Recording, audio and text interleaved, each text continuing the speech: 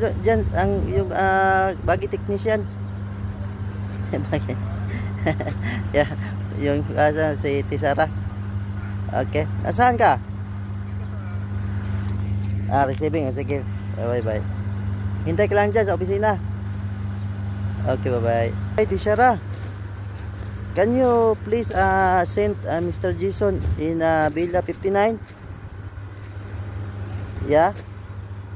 Yeah, can you send Mr. Jason? Mr. Jason is there in engineering office. Because Mr. Sabir also waiting there, so that so that we can finish the PPM. Okay, thank you. Bye. Bye. Bye.